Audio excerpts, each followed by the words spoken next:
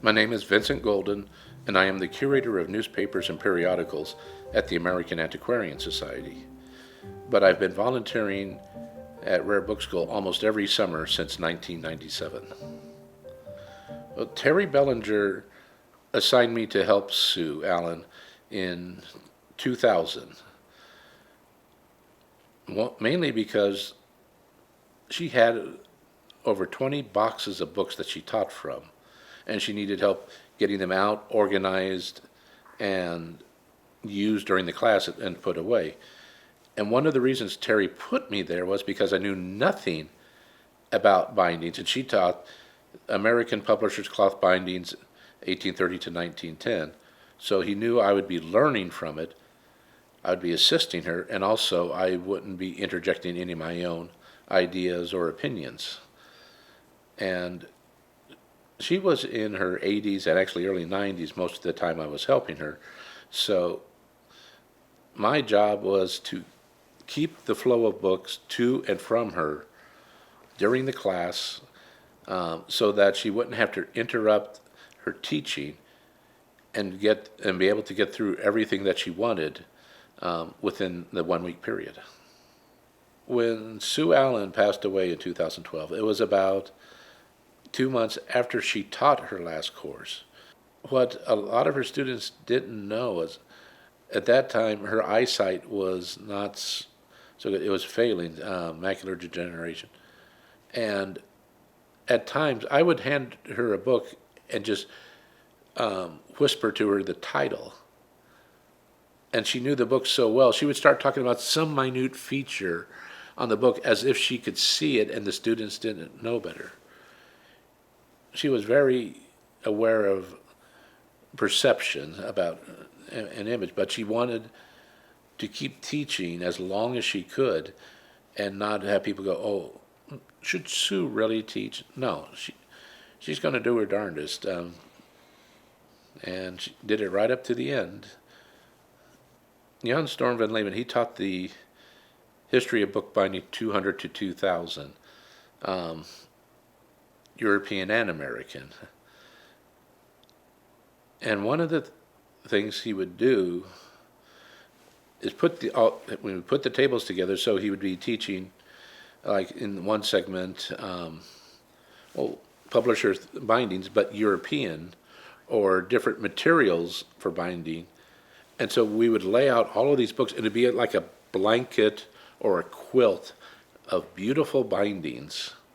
And before the students would come back from a break or lunch, it would be all laid out, and we would both just stand there and just look at it and admire what was there. When I first started, one of the people that would work at Rare Book School for the summer was a gentleman named James Davis, who was a librarian at UCLA and one of Terry's best friends. And when he would come out, he would stay with Terry at his apartment. Terry would get focused on the work, getting things prepared. And this is after the evening meal and lecture. And so the staff is working sometimes till 10 or later. And James would sort of keep an eye on the staff when he thought, okay, we've gone far enough. He would just start going, oh, Terry, I'm tired. And Terry would be like, okay, everybody, shut down. We're going to close up and leave. So it was interesting how James was a wonderful person, but just that little function that he did that benefited all the staff and kept things from going too far.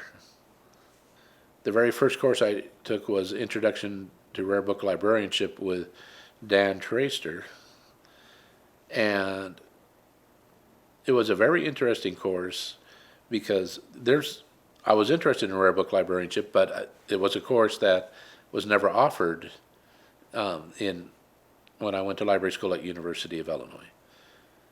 And one of the other students in the course was a gentleman named Hans Tausig.